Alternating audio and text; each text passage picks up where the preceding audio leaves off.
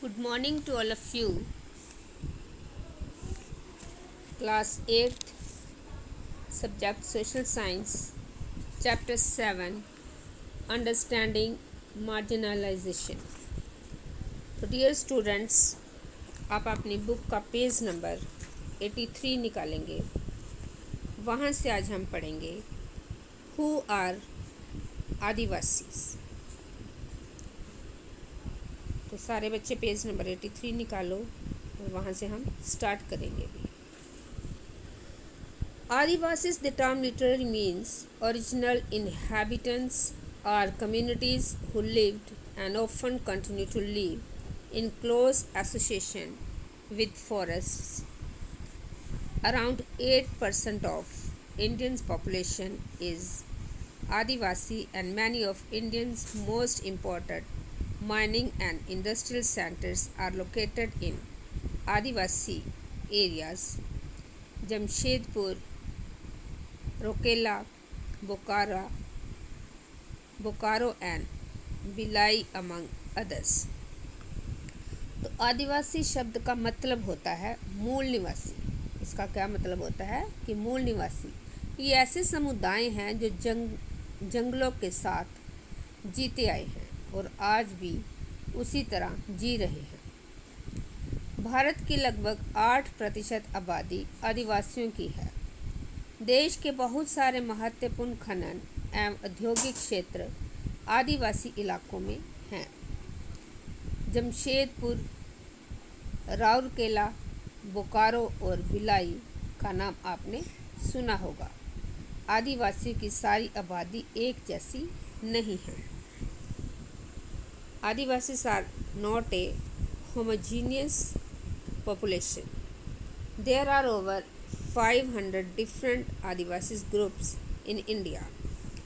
Adivasis are particularly numerous in states like Chhattisgarh, Jharkhand, Madhya Pradesh, Odisha, Gujarat, Maharashtra, Rajasthan, Andhra Pradesh, West Bengal, and in the northeastern states of Arunachal Pradesh, Assam, Manipur, Meghalaya, Mizoram, Nagaland and Tripura.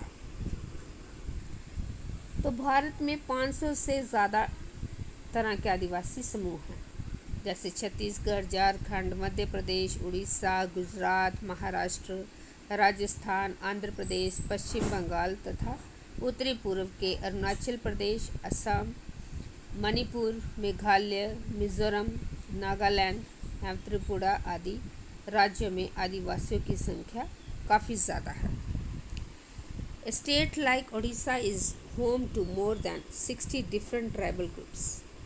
Adivasi societies are also most distinctive because there is often very little hierarchy among them.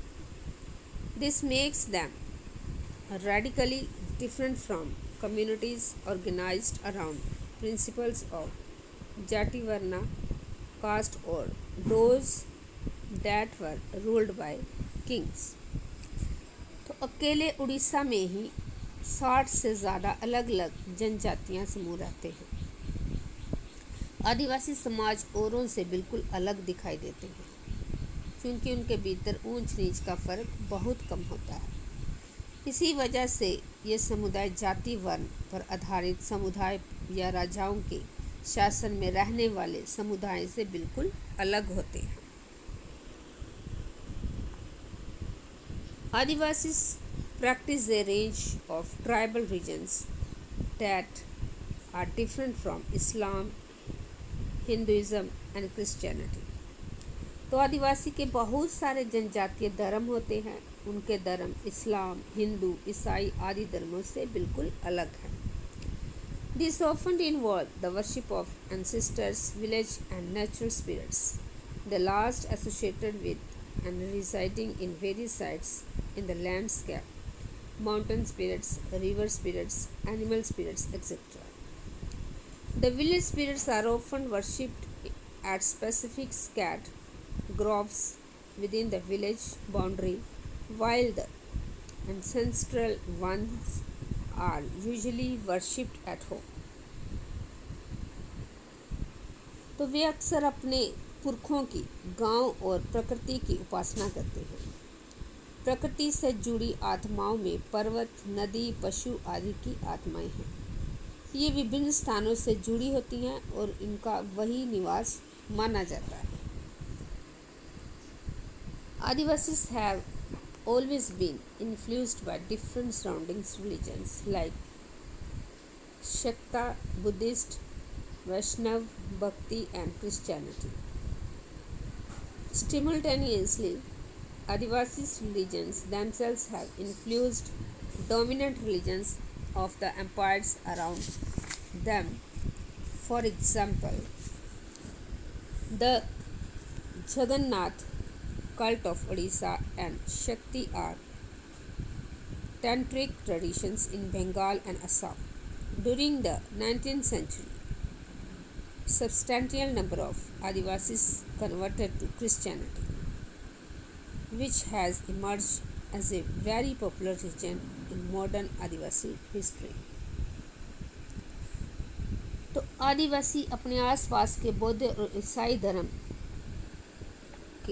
शाश्वत, वैष्णव, भक्ति आदि पंथों से भी प्रभावित होते रहे हैं। लेकिन ये भी सच है कि आदिवासी के धर्मों का आसपास के साम्राज्यों में प्रचलित प्रभुत्वशाली धर्मों पर भी असर पड़ता है।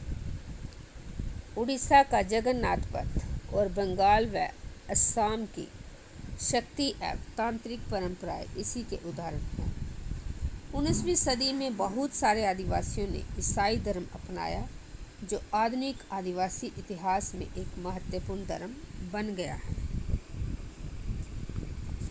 Adivasis have their own language different from and possibly as old as Sanskrit, which have often deeply influenced the formation of mainstream Indian languages like Bengali. Santhali has the largest number of speakers and has a significant body of publications, including magazines on the internet or in e-zines. तो आदिवासियों की अपनी भाषाएं रही हैं। इन भाषाओं ने बंगला जैसी मुख्य धारा की भारतीय भाषाओं को गहरे तौर पर प्रभावित किया है। इनमें संथाली बोलने वालों की संख्या सबसे ज़्यादा है। उनकी अपनी पत्र पत्रिकाएं निकलती हैं। इंटरनेट पर भी उनकी पत्रिकाएं मौजूद हैं। डियर स्टूडेंट्स, जितना आपने आज पढ़ा है आप उसको दोबारा से रीड करोगे। Thank you and have a nice day.